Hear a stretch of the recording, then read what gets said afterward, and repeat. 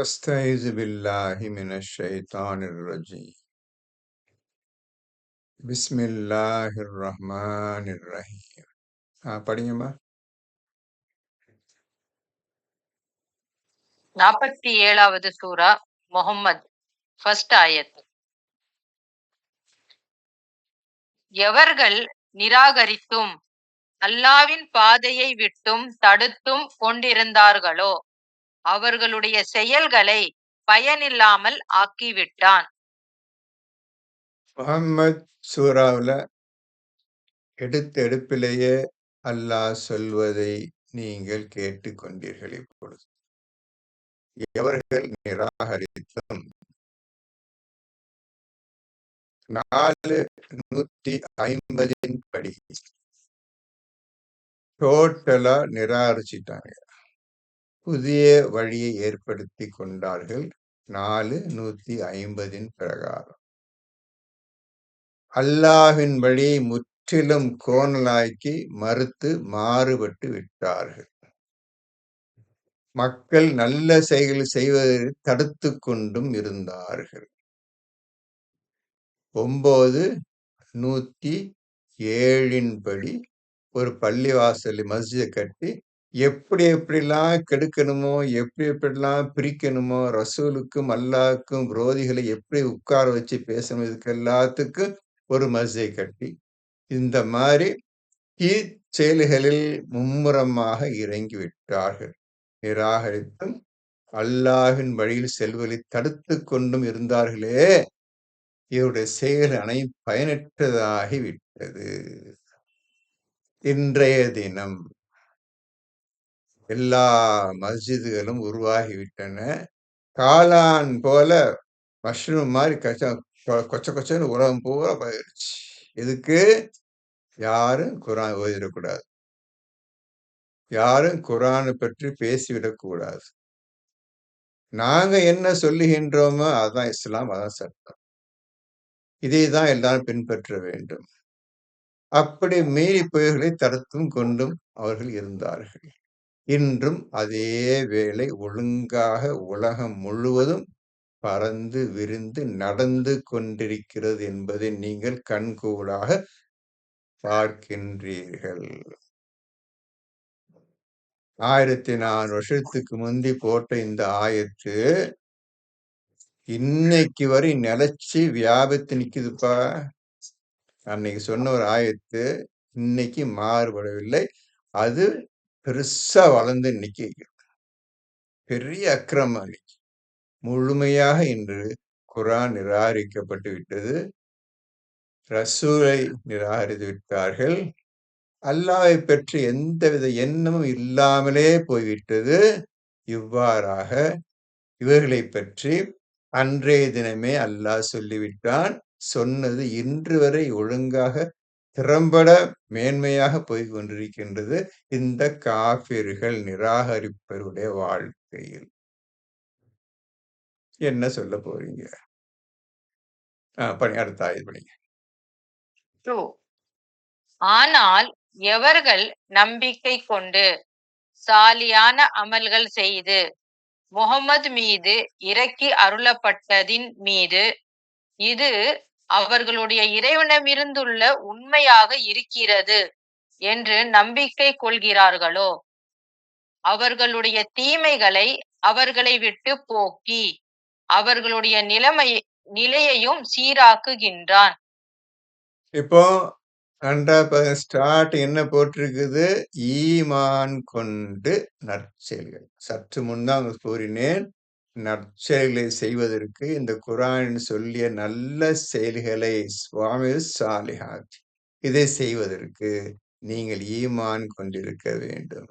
ஈமான் கொண்டு நற்செயல்களை செய்து முஹம்மது மீது அருளப்பெற்ற இந்த வேதத்தின் மீது முழு நம்பிக்கை கொண்டும், அடுத்தது இது அவர்களுடைய இறைவனமிருந்துள்ள உண்மையாக இருக்கிறது. இது அவர்களுடைய இறைவனமிருந்து வந்த உண்மையாக இருக்கின்றது என்று இவர்கள்தான் உண்மைப்படுத்த முடியுமே தவிர, சற்று முன் படிச்சவங்கள அல்லாஹ் உண்மையை தவிர கூறாதீர்கள் போன பயன்ல பார்த்தோம். இப்போ அவர்களுக்கு இது உண்மையாக தெரியும். அவர் மட்டும் தான் உண்மைப்படுத்த முடியும் அனைத்தையும். யார் உண்மைப்படுத்துவார்கள்? ஈமான் கொண்டு நற்செயலை செய்து முஹம்மது இறக்கப்பட்ட இந்த புத்தகத்தின் மீது ஈமான் கொண்டு அதம் எடுக்கின்றார்களோ அவர்களுக்கு இவ்வாறு அல்லாஹ் கூறுகின்றான். மேலும் படிங்க.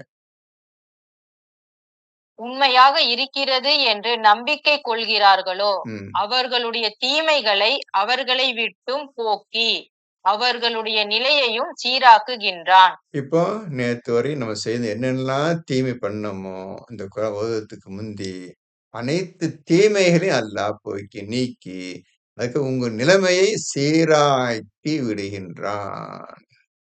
இனி உங்கள் நிலைமை இஸ்லாமிய வாழ்க்கையில் முற்று நுழைந்து விட்டது. சீராய் கொள்கின்றான். இனி நீங்கள் தப்பி தவறி கூட தவறான பாதையில் போக மாட்டீர்கள். அல்லாஹ் பொறுப்பேற்படுத்திக் கொண்டான். உங்களுக்கு எல்லா உதவியும் செய்து உங்களை சீராக்கி எந்த குறையில்லாம் வாழுவதற்கு அந்த ஏக இறைவன் உங்களை பொறுப்பேற்று தனக்கு பொறுப்பாக ஆக்கினான். என்னுடைய பொறுப்பு இது. உங்களுக்கு உதவி செய்யறதும் காப்பாத்துறதும் உங்களை மேன்மைப்படுத்துறதும் என்னுடைய டியூட்டி கடமை என்று ஏற்படுத்திக் கொண்டான். பார்த்துக்கங்க அடுத்த slide எப்படி ஆரம்பிக்கிறது சொல்றாங்க. இது இது ஏனெனில் நிராகரிப்போர் அஸ்- அசத்தியத்தையே நிச்சயமாக பின்பற்றுகிறார்கள். ஏனென்றால் இந்த நிராகரிப்பவர்கள் அசத்தியம் பொய்யையே பின்பற்றுகின்றார்கள். அவர்களாக ஏற்படுத்திக் கொண்ட ஓர் வழிமுறை. இது பக்கத்துல முதல்ல சொன்னதுக்கு 2 முதல் ஃபர்ஸ்ட்டுக்கு 450 எழுதிக்கிறங்க. 47 1 வந்து இஸ் ஈக்குவல் டு 4ல 150. இப்போ 47 3 கூட இஸ் ஈக்குவல் டு 4ல 150. பொய்யை தான் நாங்க உருவாக்கி எங்களுக்குன்னு ஒரு மதத்தை நாங்கள் ஒரு வழியை ஏற்படுத்திக் கொள்வோம் என்று அவர்கள் முடிவு செய்து விட்டார்கள். உங்களுக்கு விளக்கமா சொல்லிட்டேன். 450 நிறைய தடவை சொல்லிவிட்டேன். அந்த கூட்டம் தான் அந்த பொய் கூட்டம். அசத்தியம். நாங்களாக எது ஏற்படுத்திக் கொண்டோமோ அதுதான் வழியை தவிர நபியே உங்க பேச்செல்லாம் நாங்க ஏற்றுக்கொள்ளப் போவதில்லை என்று முடிவு செய்து விட்டார்கள். காரணம் அசத்தியத்தை விரும்புறாங்க. உண்மை பக்கம் வர்றதுக்கு அவங்க இஷ்டமே கிடையாது, ஆசை கிடையாது. நம்பிக்கை கொண்டவர்களோ நிச்சயமாக உங்களுடைய இறைவனிடம் இருந்து வந்துள்ளதையே பின்பற்றுகிறார்கள். நம்பிக்கை கொண்டவர்கள் அப்ப ஈமான் கொண்டவர்கள் உங்கள் இறைவன் வந்ததையே பின்பற்றுகிறார்கள். இதுதான் எங்களுக்கு வேணும். யாரு ஈமான் கொண்டவங்க சொல்லுவாங்க இந்த புத்தகமும் இந்த புத்தகத்தை கொண்டு வந்த நபி தான் எங்களுக்கு வேணும் என்று கூறுவார்கள். இவ்வாறே மனிதர்களுக்கு அல்லாஹ் அவர்கள் நிலைமையை உவமானங்களாக்குகின்றான். இப்ப அந்த கடைசி வரை முக்கியமானவர். இவ்வாறு அல்லாஹ் அவர்களுடைய நிலைமைகளையே அவங்க பொசிஷன் அதையே என்ன செய்கின்றான்? உதாரணமாக உவமானங்களாக ஆக்குகின்றான். இப்பொழுது ஒரு உண்மையான விஷயத்தை நீங்க அனைவரும் தெரிந்து கொள்ளுங்கள். நீங்க இப்பொழுது எந்த எந்த நிலைமையில் இருக்கின்றீர்களோ காரணம் நீங்கள் ஓதுகின்ற முறையில் உள்ள விஷயம்தான். கோளாறா இருந்தால் ஓதுவது கோளாறாக இருந்தால் தவறாக இருந்தால் சரியாக புரிந்து கொள்ள ஒரு விஷயத்தை புரிந்து கொள்ளாமல் நிலை இருந்தால் உங்களுடைய நிலை எப்படி இருக்கும் என்று உங்க நிலைமையே போதும். ஒழுங்காக ஓதிக்கொண்டு வருவார்களே ஆனால் அவர்கள் நிலைமை எப்படி இருக்கு என்று அவர்களுக்கு தெரியும். ஆகவே உங்க நிலைமையே உங்களுக்கு போதுமானது. நீங்க குர்ஆனை ஒழுங்காக ஓதிக்கொண்டு வருகின்றீர்களா? அதன் நடப்பதற்கு முயற்சி செய்கின்றீர்களா? இல்லையா என்பதை உங்களுடைய நிலைமையே காட்டி கொடுத்து விடும். இன்னைக்கு கஷ்டப்படுறீங்களா? குர்ஆன் ஓதல. நீங்க நஷ்டப்படுறீங்களா? குர்ஆன் ஓதல. உங்களுக்கு வியாதி பிடிச்சுக்கிச்சா? குர்ஆன் ஓதல. இதுதான் நிலைமை, உங்க நிலைமை. இந்த நிலைமையே உங்களுக்கு போதும். சாட்சியாகவும் உங்களுக்கு அது வழிகாட்டியா ஆக்கிவிடும். நீ என்ன நிலைமை இருக்கிறாய்? ஓதுகை பொறுத்து கொண்டுதான் உங்க நிலைமையே மாறுது. குர்ஆனை முற்றிலும் புறக்கணித்தவர்கள் தான் உலகம் முழுவதும் இருக்கின்றார்கள். அவர்கள் அனைவருக்கும் ஒவ்வொருத்தருக்கும் ஒரு கஷ்டம், துன்பம், வியாதி எல்லாம் வறுமை, கொடுமை எல்லாம் நடந்துட்டு இருக்குது. உலகம் நடந்துட்டு இருக்குது. காரணம் குர்ஆனை ஓதாதவர்கள். குர்ஆனை ஓதியவர்கள் எப்படி இருப்பார்கள் நமக்கு தெரியாது. சொல்லவும் மாட்டார்கள். சொன்ன அவசியம் கிடையாது.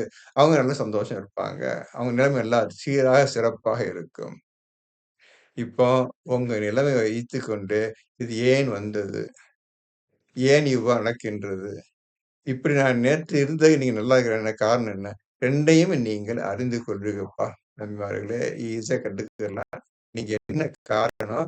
இன்னைக்கு வர கஷ்டத்துக்கும், துன்பத்துக்கும் என்ன காரணம்? இன்னைக்கு நன்மையாக இருக்கிறோமே, சந்தோஷம் இருக்கிறோமே, அதுக்கு என்ன காரணம்? 2யும் நீங்கள் தெளிவாக அறிந்து கொள்வீர்கள். நீங்கள் ஓதுகின்ற முறையை பொறுத்து. படிங்க. இது ஒரு 4. முக்கியமான ஆயத்து. இத அட்டெண்ட் பண்ணிக்கிறங்க, புரிஞ்சுக்கிறங்க. உங்கள் நிலைமையே உதாரணமாக்கிட்டான். வேற எங்கேயும் போய் உங்களுக்காக ஒரு சான்றோ, உதாரணம் எடுக்க தேவையில்ல அல்லாஹ்வுக்கு. நீனே போதும்பா. நீங்க என்ன நிலைமை இருக்கிறியா? சந்தோஷம் இருக்கிறியா? காரணம், நீ குர்ஆன் ஒழுங்கா ஓதிக்கோ, உண்மையின் பக்கம் இருக்கின்றாய் என்று அர்த்தம். அவ்வளவுதான் தெரிஞ்சுக்கணும். கஷ்டத்துல இருக்கிறியா? நீ குர்ஆனை விட்டுட்டாய். சரியாக ஓதவில்லை என்று அர்த்தம். அல்லது பணக்காரனுக்கு மேல பணம் குடுத்துட்டு இருக்கிறான்னா, அவன் நினைச்சுக்க கூடாது, நான் நல்லா இருக்கிறேன், ஒழுங்கா இருக்கேன்னு சொல்லி நினைக்கக்கூடாது. அவனுக்கு பணத்தால தான் பெரிய கேடே வரப்போகுது. பணத்தால தான் கேடே வரப்போகுது. சரி. படிங்க, அடுத்து படிங்க. 4. நிராகரிப்பவர்களை நீங்கள் போரில் சந்திப்பீர்களாயின் அவர்களுடைய கழுத்துக்களை வெட்டுங்கள்.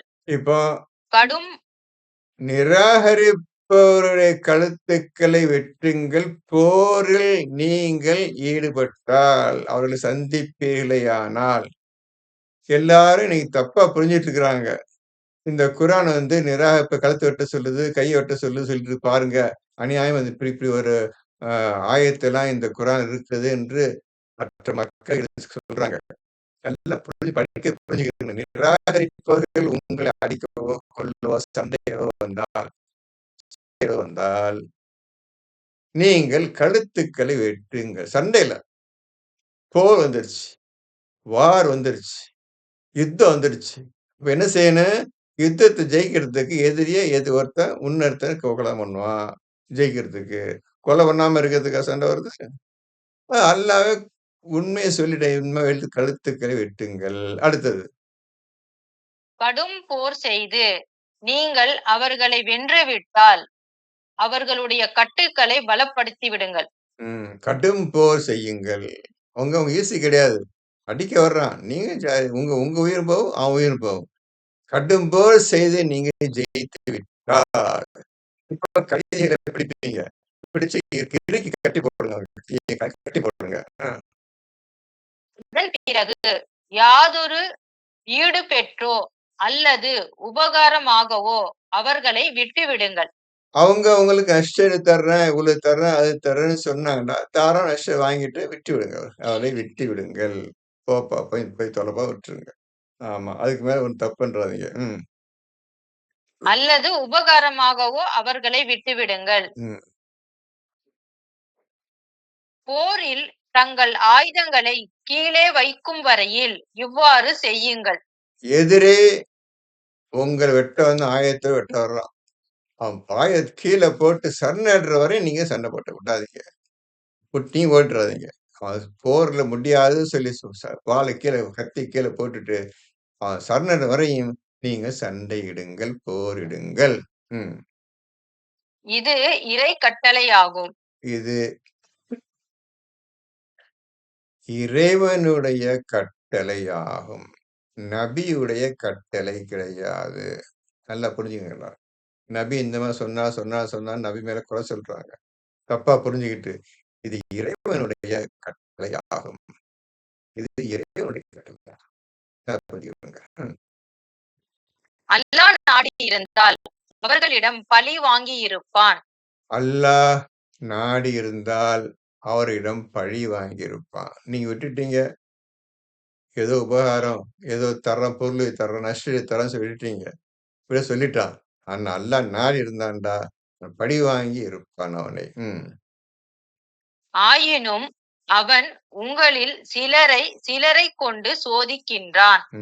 என்ன இருந்தாலும், சிலரைக் கொண்டு சிலரை சோதிப்பதற்காக தான் இவ்வாறாக நடைமுறையும், இவ்வாறாக சட்ட திட்டங்களையும், இவ்வாறாக கட்டளையும் அல்லாஹ் இட்டு வருகின்றான். உங்களை சோதிப்பதற்காக. ம். ஆகவே அல்லாவின் பாதையில் யார் கொல்லப்படுகிறார்களோ அவர்களுடைய செயல்களை அவன் பயனற்றுப் போகுமாறு செய்ய மாட்டான். இப்ப அல்லாஹ்வின் பாதையில நாம் இன்னைக்கு இருக்கிறோம்ப்பா. உலகம் வேண்டான்னு சொல்லும்போது, அல்லாஹ்வின் பாதைய எடுத்துக்கிட்டு, நம்ம ஏதாவது புரிஞ்சுக்கிருவோம். இது மேல நம்பிக்கை வந்துருச்சு எங்களுக்கு. இது மேல ஆசை இருக்குது. ஏதாவது செய்யணும் என்ற ஆசையோடு நம்ம இப்ப இறங்கியிருக்கிறோம். அல்லாஹ்வின் பாதை பிடிச்சு போச்சு. அந்த அல்லாஹ்வின் பாதைய அறிஞ்சுக்கிறதுக்கு அல்லாஹ் எங்களுக்கு வழி அறிவிக்கணும். இப்ப என்ன படிச்சீங்கம்மா நீங்க? அல்லாஹ்வின் பாதையில் யார் கொல்லப்படுகிறார்களோ ம், அவர்களுடைய செயல்களை ம். அவன் பயனற்றுப் போகுமாறு செய்ய மாட்டான். ஆகவே இன்னைக்கு நம்ம எடுத்துக்கொண்டிருக்க முயற்சி வீணாயிராது. ஒரு ஆசையோடு நாம் படிக்கிறோம். உலக மக்கள்லாம் வெறுத்து இருக்கும் சமயத்தில், நாம் ஆசையோடு இந்த புத்தகத்த படிக்கிறோம். அதனால இது பயன் அளிக்காமல் போய்விடாது. நிச்சயமாக இதுக்கு பயனும், உபயோகமும், நன்மையும் நிச்சயமாக உண்டு. நீங்க எல்லாரும் நம்புங்க. நிச்சயம் அல்லாஹ் நமக்கு உதவி செய்வான். அதுல எந்த சந்தேகமும் கிடையாது. ம். 5. அவன் அவர்களை வழியில் செலுத்துவான். இப்பொழுது அவன் வழி. இப்ப சிராத்தல் முஸ்தகீம். வழின்னா சிராத்தல் முஸ்தகீம் தான். வழியில் செலுத்துவான். இன்னும் அவர்களுடைய நிலைமையையும் சீர்படுத்துவான். இப்ப ஆரம்பத்துல படிச்சீங்க 2ல 47ல 3 படிச்சீங்கல்ல, நிலைமையை செய்வான். உங்க நிலைமையும் சீர்படுத்துவான். உங்க நிலைமை இன்னைக்கு உள்ள நிலைமை கஷ்டத்துல இருக்கிறியா? நிச்சயம் நான் கவலைப்படாத. நான் உனக்கு எல்லா உதவியும் செய்றேன். நான் சீர்படுத்திடுறேன். ஒரு சோதனைக்காக நான் வெயிட் பண்ணிட்டு இருக்கிறேன் என்று அல்லாஹ் நமக்கு சொல்லுகின்றான். 6. மேலும் அவன் அவர்களுக்கு அறிவித்திருந்த சொர்க்கத்தில் அவர்களை பிரவேசிக்க செய்வான். ம். அவனுக்கு அறிவிச்சுட்டான்ல, இப்படிப்பட்ட மக்களுக்கு ஈமான் கொண்டவர்களுக்கு சொர்க்கம் தான் என்று சொல்லிவிட்டான்ல, அந்த சொர்க்கத்தில் உங்களை பிரவேசிக்கச் செய்வான். 7. நம்பிக்கை கொண்டவர்களே, நீங்கள் அல்லாவுக்கு உதவி செய்தால் அவன் உங்களுக்கு உதவி செய்து உங்கள் பாதங்களையும் உறுதியாக்கி வைப்பான். யா அய்யுஹல்லஸீன ஆமனூ இன் தன்சுருல்லாஹ யன்சுருக்கும் வயுஸப்பித் அக்தாமக்கும். ஈமான் கொண்டவர்களே, நீங்க அல்லாஹ்வுக்கு உதவி புரிந்தால், அவனும் உங்களுக்கு உதவி புரிந்து, உங்களுடைய பாதங்களை உறுதிப்படுத்தி விடுவான். இப்ப அல்லாஹ்வுக்கு உதவி செய்யக்கூடிய வேலை என்ன? சிந்திச்சு பாருங்க. இப்ப நீங்க அல்லாஹ் உதவி செஞ்சுட்டு இருக்கிறீங்க. இப்ப உட்கார்ந்து ஓதிட்டு இருக்கிறீங்கல்ல, இந்த குர்ஆனை பின்பற்றுங்கள், இந்த குர்ஆன் நடந்து கொள்ளுங்கள் என்று அல்லாஹ் இந்த குர்ஆன்ல கூறியிருக்கின்றானே, அந்த குர்ஆனை நீங்க எடுத்துக்கொண்டு இதன்மா நடக்க வேண்டும் என்ற ஆசையோடு தான் நீங்க குர்ஆனை ஓதிக் கொண்டிருக்கின்றீர்கள் இப்பொழுது. இப்பொழுது அல்லாஹ்வுக்கு லட்சக்கணக்கான, கோடிக்கணக்கான உதவிகள் நாம் செய்ய இருக்கின்றது. இப்பொழுது முதல் உதவியை செஞ்சுட்டு இருக்கிறோம். இப்ப முதல் உதவிய நாம் செய்து கொண்டிருக்கின்றோம். இன்ஷா அல்லாஹ் நம்மளுக்கு அல்லாஹ் நிச்சயம் உதவி செய்வான். நீங்க எந்த கவலையும் படாதீங்கப்பா. அல்லாஹ் இருக்கிறான்ப்பா. இந்த குர்ஆன் சொன்னத நான் நம்புறேன்ப்பா. நம்புறதுக்கு அல்லாஹ் சீக்கிரத்துல எனக்கு ஒரு அழகான சான்றுகளையும், உதாரணங்களையும் எனக்கு கற்றுத் தருவான்பா. அதுல எந்த சந்தேகம் இல்லப்பா என்று ஒவ்வொருத்தரும் தன்னைத்தானே பேசிக்கிருங்க. நிச்சயம் அல்லாஹ் உதவி செய்வான். 8.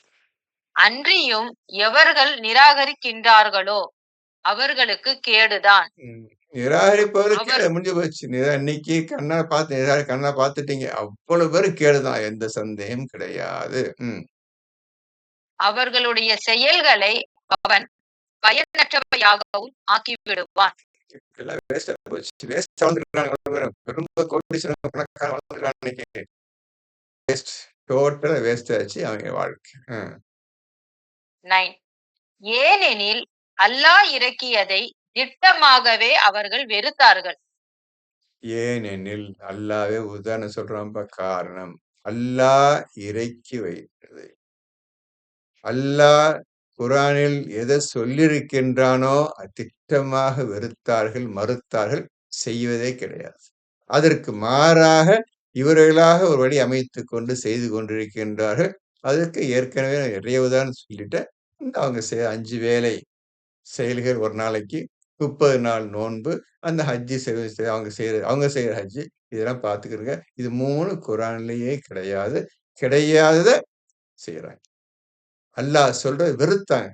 ரசூல் சொன்னத வெறுத்தாங்க. நாங்க இப்படிதான் செய்வோம் என்று ஒரு வழிமுறையை ஏற்படுத்திக் கொண்டார்கள். 450 பிரகாரம். ம். ஆகவே அவர்களுடைய செயல்களை அவன் பயனற்றவையாக ஆக்கிவிட்டான். அ. 10. அவர்கள் பூமியில் பிரயாணம் செய்து இவர்களுக்கு முன் இருந்தவர்களின் முடிவு எப்படி இருந்தது என்பதை பார்க்கவில்லையா? ம். இப்ப ஏற்கனவே இந்த பிரயாணம் செய்து விஷயத்தை ஏற்கனவே சொல்லியிருக்கின்றேன். ஏற்கனவே திருப்பி சொல்ல அவசியம் கிடையாது. இப்ப அதுக்குள்ள வழிமுறை என்ன? ஜிக்ர் மூலமாக எல்லாவற்றையும் கற்றுக்கொள்ளுங்கள் என்று அர்த்தம். ம். அல்லாஹ் அவர்களை அடியோடு அழித்து விட்டான்.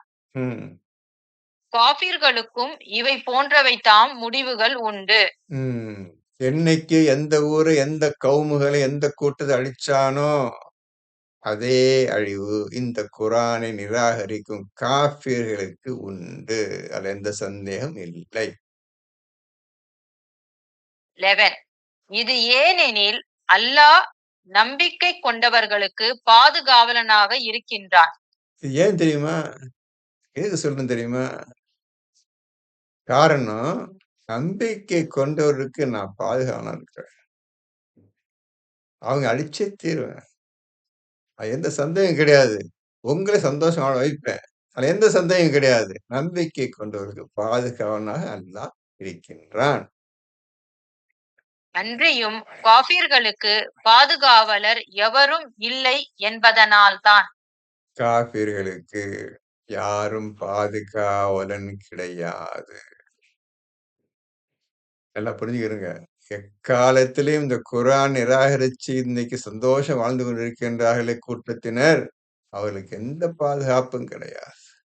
ஒண்ணு உங்கள மாரி மூமின்கள் இந்த ஆண்கள், பெண்கள் மாரி மூமின்களுக்கு மட்டும்தான் அல்லாஹ் பாதுகாப்பும், அவனுடைய உதவியும், அவனுடைய வெற்றியும், அவனுடைய பாக்கியமும், அவனுடைய பரக்கத்தும், அவன் நேமத்து அனைத்தும் உங்களுக்கு தான் இருக்கு தவிர, மற்ற எவர்களுக்கும் கிடையாது, கிடையாது. ம். 12. நிச்சயமாக அல்லாஹ் எவர்கள் நம்பிக்கை கொண்டு சாலியான அமல்கள் செய்கிறார்களோ அவர்களை சொர்க்கங்களில் பிரவேசிக்க செய்கின்றான். ம். திருப்பி வந்துருச்சுப்பா. நம்பிக்கை கொண்டு அதுக்கப்புறம் சாலிஹா நற்செயல்கள். புரிஞ்சுக்கிருங்க. நீங்க நற்செயல் செஞ்சிட வேண்டாம். ஏதோ செய்றீங்க. அது அல்லாஹ் சொல்றான், ஈமான் கொண்டு செய்யுங்க. என் மீது அதாவது என்னை புரிஞ்சுக்கிருங்க. என் நபிய புரிஞ்சுக்கிருங்க. இஸ்லாத்தை மட்டும் நுழைஞ்சிருங்க. இப்ப செய்யுங்க, நல்லது செய்யுங்க. அதான் அல்லாஹ் சொல்றான். எவர்கள் ஈமான் கொண்டு, நம்பிக்கை கொண்டு நற்செயல்களை செய்கிறார்கள். எல்லாத்துக்கு முன்னால நற்செயலுக்கு முன்னால இந்த வார்த்தை அவன் போட்டிருக்கிறான். எது? ஈமான் கொண்டு. படிங்க. அவற்றின் கீழே ஆறுகள் ஓடிக்கொண்டிருக்கும். ம். ஆனால் நிராகரிப்பவர்களோ அனுபவித்துக் கொண்டும் கால்நடைகள் தீனி தின்பதை போல் தின்று கொண்டும் இருக்கிறார்கள். நிராகரிப்பு என்ன பசங்க இன்னைக்கு? ஒரே ஜாலி என்ஜாய்மெண்ட். எங்க கல்யாணம் நடக்கும் போய் சாப்பிட்டு வந்துடணும். இங்க சாப்பிடணும். நல்ல மிருகங்களைப் போல தின்று கொண்டும் விளையாடிக் கொண்டிருக்கின்றார்கள் இன்றைய நிராகரிப்பவர்கள். அது குர்ஆன் என்னன்னு தெரியாது. நல்லது தெரியவே தெரியாது. உண்மை எதுன்னு தெரியாது. இறைவனுக்கு தெரியாது. ஒண்ணுமே புரியாம இருக்க வச்ச காச வைச்சுக்கொண்டு ஆட்டமும், பாட்டமும், சாப்பாடும், கூத்தும் போயிட்டு இன்னைக்கு நடந்துட்டு இருக்கு. அநியாயம் நடந்துட்டு இருக்குது. இந்த அநியாயத்தின் பக்கமா நீ போயிடான்னு சொல்றான். இந்த அநியாயம் செய்றாங்கல்ல, இவங்க கூட்டத்திலே இவங்க வீட்டுக்கு கால் எடுத்து வச்சிராதீங்க. அநியாயம் வாழ்க்கை நாசமாயிரும். நீங்க செஞ்ச நல்ல காரியம் அவ்வளோ அன்னைக்கே பாழா போயிரும். இந்த மாரி கூட்டத்த நீங்க பார்க்கிறதோ, பேசுறதோ, அவங்க வீட்ல போய் கால் எடுத்து வைக்கிறதோ, அந்த பக்கம் போறதோ, ஒரு காலும் உங்களும் இருக்கக்கூடாது. அப்படி இருந்தால்தான் சீக்கிரத்தில் நீங்கள் ஈமான் கொண்டவர்களாக ஆக முடியும். அது ஒண்ணும் செய்ய முடியாது. ம். நரக நெருப்பே இவர்கள் தங்குமிடமாக இருக்கும். ம். சரி. ம். 13. ம். மேலும் உம்முடைய ஊரை விட்டு உம்மை வெளியேற்றியவர்களை விட எத்தனையோ ஊர்கள் மிக்க பலமுடையவர்களாக இருந்தார்கள். ஆ. நபியே, உங்கள அந்த ஊர்ல விட்டு வெளிய தள்ளுனாங்கல்ல. இந்த கூட்டம் மக்கா காஃபிர் அனுப்பிச்ச, அதை விட சக்தி வாய்ந்தவைங்க, பெரிய பலசாலிகளா இந்த ஊர்ல இருந்துக்கிறாங்க. உங்களுக்கு முன்னாடி இருந்துக்கிறாங்க. ம். அவர்களை நாம் அழித்தோம். அவர்களை நாம் அழித்தோம். ஆகவே அவர்களுக்கு உதவி செய்வோர் எவரும் இருக்கவில்லை. அன்னைக்கு அழிக்கும்போது உதவி செய்யறதுக்கு யாரும் இல்ல. எந்தெந்த தெய்வத்தையோ கும்பிட்டு இருந்தாங்க, வணங்கிட்டு இருந்தாங்க. ஒரு தெய்வம் உதவி செய்யல. அவங்களுக்கு தலைவன் இருந்தானுங்க, தலைவன் உதவி செய்யல. எல்லோரையும் அதுல அடித்துக் கொண்டு சென்று விட்டது. ம். 14. எனவே எவர் தம் இறைவனின் தெளிவான பாதையில் இருக்கிறாரோ ம். அவர், ம். ம். எவனுடைய செயலின் தீமை அவனுக்கு அழகாக காண்பிக்கப்பட்டுள்ளதோ, ம். ம். இன்னும் எவர்கள் தம் மனோ இச்சைகளை பின்பற்றுகிறார்களோ ம். அத்தகையோருக்கு ஒப்பாவாரா? ம். இந்த நன்மையான காரியங்கள் செய்வர்கள், இந்த கூட்டம் இருக்குதே, இப்ப சொன்ன ஆண்டவன் இவங்கலாம் யாரு? இந்த அரபு கூட்டம். அரபுகள் கூட்டம். நாங்க முஸ்லீம் என்று சொல்லி முஸ்லீமான கூட்டம் ஒன்று இருக்குதுல்ல. நாங்க இஸ்லாமிய நாடுகள் சொல்லிக் கொண்டிருக்கிற இந்த கூட்டமும், இந்த நன்மையான காரியங்கள் செய்யக்கூடிய ஒப்பாவாங்களா? இந்த கூட கேடுகெட்ட கூட்டம். அரபு கூட்டமும், நான் முசல்மான் சொல்லிய கூட்டமும் எனக்கு கேடுகெட்ட கூட்டம். எவர்கள் ஈமான் கொண்டு நற்செயலை செய்தார்களோ, அவர்களும் இவர்களும் சமமாவார்களா என்று அல்லாஹ் நம்மிடம் கேட்கின்றான். ம். 15. தக்வா உடையவர்களுக்கு வாக்களிக்கப்பட்டுள்ள சொர்க்கத்தின் உதாரணமாவது, அதில் மாறுபடாத தெளிந்த நீரைக் கொண்ட ஆறுகளும் தன் சுவை மாறாத பாலாறுகளும் அருந்துவோருக்கு இன்பமளிக்கும் மதுரச ஆறுகளும் தெளிவான தேன் ஆறுகளும் இருக்கின்றன. யாருக்கு இருக்குது? யாருக்கு இருக்குது? மேல படிச்சீங்க first line. தக்வா உடையவர்களுக்கு. தக்குவா உடையவர்கள். அந்த தக்குவாவ உடையது மட்டும்தான் நம்பிக்கை கொள்ள முடியும். அந்த தக்குவா என்ற டிகிரி அல்லாட்டருந்து எவன் வாங்குறானோ, அவன் மட்டும்தான் இந்த பாக்கியத்தை அடைவான். அது யாரும் முடியாது. ஏன்னா தக்குவா உடையவன் மட்டும்தான் இந்த குர்ஆனை பின்பற்ற முடியும். வேற யாரும் முடியாது. ஆகவே அவர்கள் தான் சொர்க்கத்தில் செல்வதற்கும், அங்கு உள்ள பலன்களை அடைவதற்கும், புசிப்பதற்கும், குடிப்பதற்கும் தகுதியானவர்கள். அந்த தக்குவா உடைய ஆணும், பெண்ணும் தான். ம். இன்னும் அதில் அவர்களுக்கு எல்லா விதமான கனி வகைகளும் ம். தங்கள் இறைவனின் மன்னிப்பும் உண்டு. ம். நரகத்தில் எவன் என்றென்றுமே தங்கியிருந்து ம்.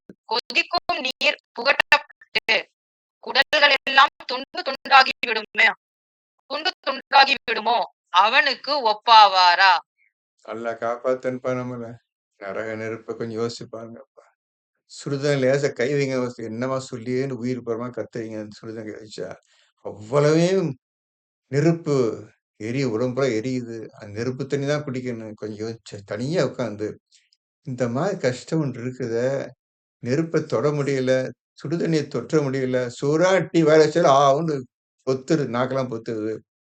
அப்போ இந்த நரக நெருப்ப சொல்றானே, இதிலே உட்காரணும், இதிலே தூங்கணும், இதில குடிக்கணும், குளிக்கணும் எல்லாம் அதான்டா உனக்குன்னு சொல்றானே.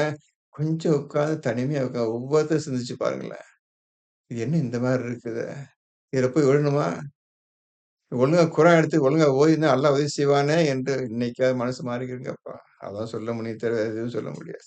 ம். படி. 16. ம். இன்னும் அவர்களில் உம்மை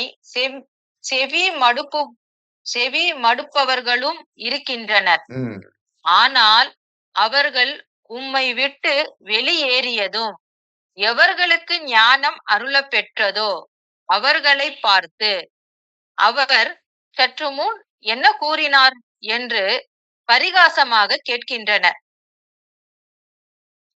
அவர்கள் இத்தகை அவர்கள் ரசூல் பேச்சை கேட்கின்றார்கள். கேட்டுட்டு வெளியே வந்தோன்னே, யாரெல்லாம் ரசூல் பேச்சை கேட்டு நம்பினார்களோ, அவரை பார்த்து கிண்டலாக, சற்று முன் என்னப்பா சொன்னார் அந்த ஆளு? சும்மா சொன்னாரா? நரகம் சொர்க்கம்னு சொன்னாரா?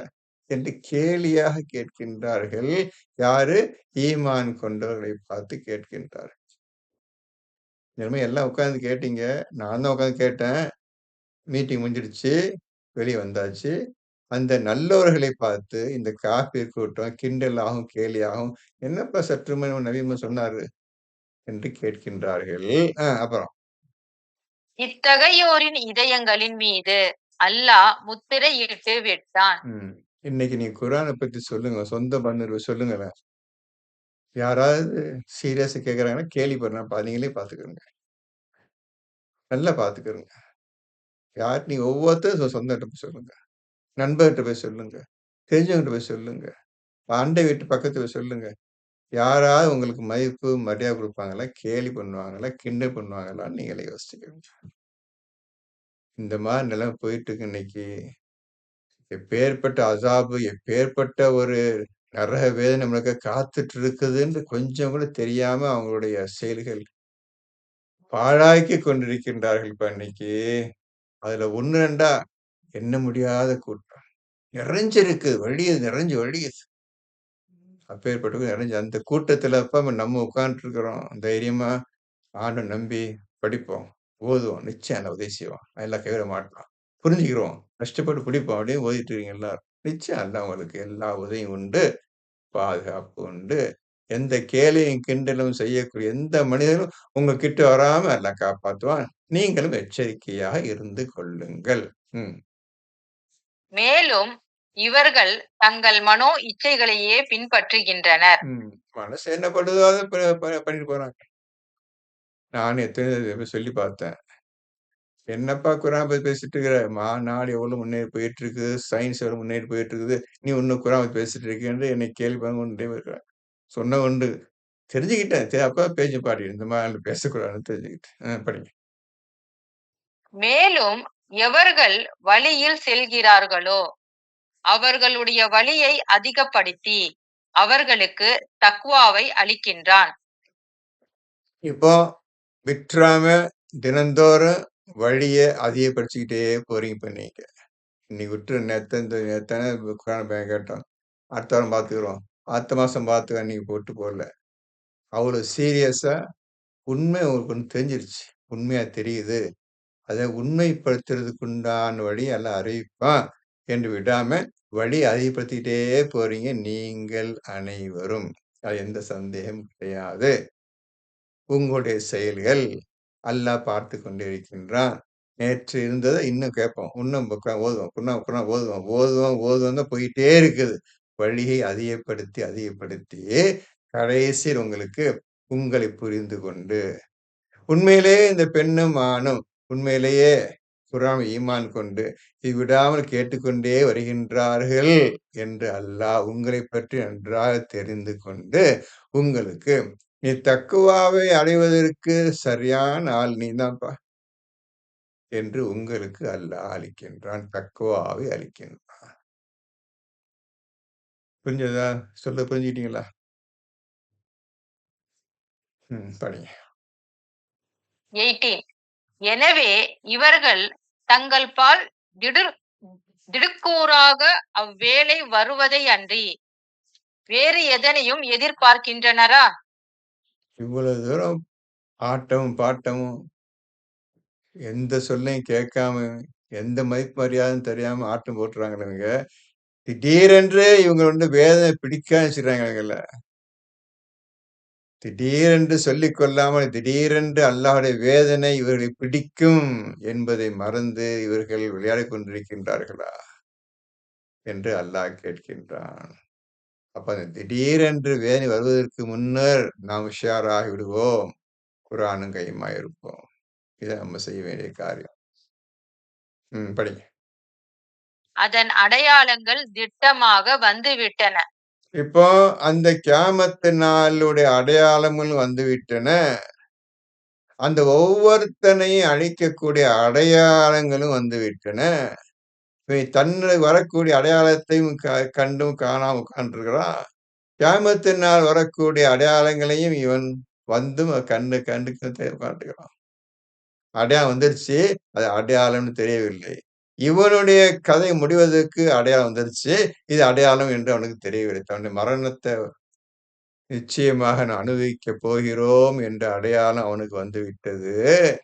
அதையும் தெரியாமல் இவனுடைய ஆட்டம் போய்க் கொண்டிருக்கின்றது இந்த உலக வாழ்க்கையில். ம். இது அடையாளம். ஆக் படிங்க. ஆகவே அது அவர்களிடம் வந்துவிட்டால் அவர்களுக்கு ஜிகிர் எவ்வாறு பயனளிக்கும்? ம். இப்ப எப்படிப்பா நான் உனக்கு குரான் கொடுக்கும்போதே சொல்லிட்டேன். ஜிக்ர் ஆக்கணும், ஜிக்ரா மாத்தணும், ஜிக்ர் தான் பண்ணணும்னு சொல்லிட்டேன். இப்போ உயிர் போற நிமிஷம் வந்துருச்சு. இன்னும் அடுத்த செகண்ட் உயிர் போக போகுது. இப்போ உனக்கு ஜிக்ர் எப்படிப்பா உதவி செய்யும் உனக்கு? நீ எந்த வகையில ஜிக்ர் கத்து எப்ப குரான் ஓத போற? பயனளிக்காது. இப்போ இந்த சமயத்துல உனக்கு எந்த பயனும் அளிக்காது. உயிரை வாங்குகின்ற சமயத்தை விட்டுருங்க, விட்டுருங்க. நான் என்ன ஒழுங்கா வேலை செய்றேன், ஒழுங்கா ஓதுறேன், நான் நல்ல காரியம் செய்றேன் என்று கத்துவான் உயிரை வாங்கும் பொழுது. இப்பொழுதுதான் புத்தி வந்தது அவனுக்கு என்று மலக்கள் கேட்பார்கள். யாரை கேட்டது போல் ஃபிரௌனை மலக்கள் கேட்டாங்கல்ல. தண்ணீல மூழ்கும் பொழுது நானும் மூசாவுடைய இறைவனை ஏற்றுக்கொள்கிறேன் கத்துனான்ல. அப்ப மலக்கு என்ன சொன்னாங்க? இப்பந்தான் புத்தி வந்தவனுக்கு சற்று முன்வரை அயோக்கியனாகவும் எதிராளி இருந்தியப்பா இப்ப புத்தி வந்ததா? இப்பொழுது இனி கிடையாது. டைம் பாஸ் ஆச்சு. கதை முடிந்தது உனக்கு என்று உயிரை வாங்கி சென்றார்கள். இருப்பினும் உன்னுடைய உடலை பின்னால் வரும் மக்களுக்கு ஓர் அத்தாட்சியாக வைப்போம் என்று அல்லாஹ் சொல்லிவிட்டான். அந்த உடல் யார் தக்குவா உடையவர்களா இருக்கின்றார்களோ அவர்களால் அந்த உடலை அந்த கடலில் மிதந்து கொண்டு உடலை பார்க்க முடியும்.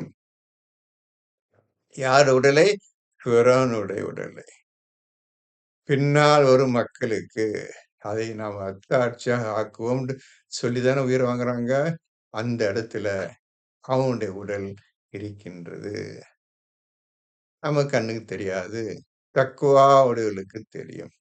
ஜிக்ரு செய்பவர்களுக்கு தெரியும். கண்ணால பாருங்க அவன. எப்படிப்பட்டவன் இருந்தான்னு பாருங்க. உடல பாருங்க. எல்லா விஷயத்தையும் பாருங்கன்னு சொல்றான். நான் எப்படியெல்லாம் ஆட்சி பண்ணேன்னு பாருங்க. அதையும் பார்க்க சொல்றான். எல்லாவற்றையும் அல்லாஹ் பார்க்க சொல்லுகின்றான்.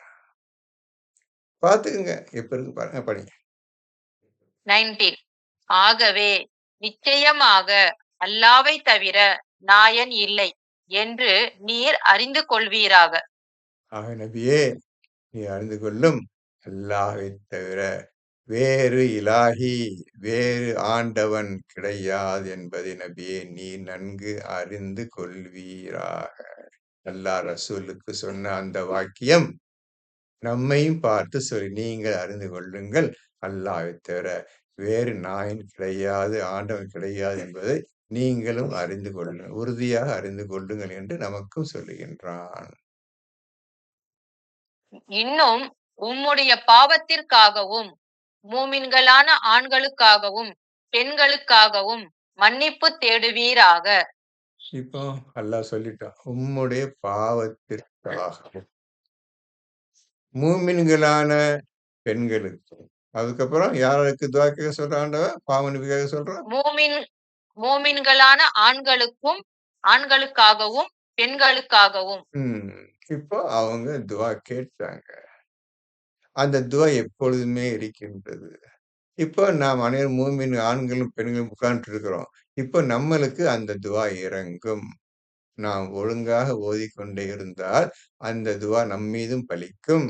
ஏற்கனவே துஆ கேட்டுட்டு போயிட்டாங்க. அந்த துஆ எப்பொழுதும் இருக்கின்றது. உலகம் அழியும் இருக்கின்றது. யார் மூமினான ஆண்களும், பெண்களும் இதில் வாழ்ந்தார்களோ, அவர்களுக்கு நிச்சயமாக ரசூலுடைய துஆவை அல்லாஹ் ஏற்றுக்கொண்டு, உங்களுக்கு பாவ மன்னிப்பு அளிப்பான். நம் அனைவருக்கும் பாவ மன்னிப்பு அளிப்பான். அவ்வளவுதான்ப்பா. அந்த துஆ நமக்கா எப்போதுமே காத்துட்டு இருக்குது. உங்கள் மீது இறங்குவதற்கு. அப்ப நம்ம என்ன செய்யணும்? இந்த குரானை பலமாக பற்றி பிடித்துக் கொள்ள வேண்டும். இந்த வழியில் நம்மை நாம் அர்ப்பணித்துக் கொள்ள வேண்டும். படிங்க. அன்றியும் உங்களுடைய நடமாட்டத்தையும், நடமாட்ட தலத்தையும், உங்கள் தங்கும் இடங்களையும் அல்லாஹ் நன்கு அறிகிறான். ம். மேலும் உங்க நடமாட்டம், உங்களோட ஆக்டிவிட்டீஸ் இந்த குரானை ஓதி எப்படி நடந்து கொண்டிருக்கின்றீர்கள்? உங்க நடமாட்டம் எப்படி இருக்கு என்பதையும், நீங்க தங்கும் இடத்தையும், நீங்க வாழும் இடத்தையும், நீங்க வாழ்ந்து கொண்டிருக்கும் விதத்தை அனைத்தையும் அல்லாஹ் அறிந்து கொண்டே இருக்கின்றான். நீங்கள் தான் இப்பொழுது நாம் அனைவரும் தான் இப்பொழுது அல்லாஹ்வின் ஆசைப்படி, அல்லாஹ்வுடைய கட்டளைப்படி நம்முடைய வாழ்க்கையை அழகான முறையில் அமைத்துக் கொள்ள வேண்டும்.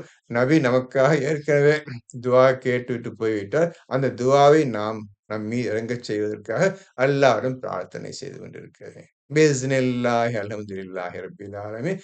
அடுத்த வாரம் மேற்கொண்டு சந்திப்போம். உங்களுக்கு 5, 6 கேள்வி கேட்டிருந்தேன். நல்லபடி யோசித்து இந்த குர்ஆன் பயான்ல கொடுங்கம்மா. வைக்கிறேன். அல்ஹம்துலில்லாஹி ரப்பில் ஆலமீன். ஹஸ்புனல்லாஹ்.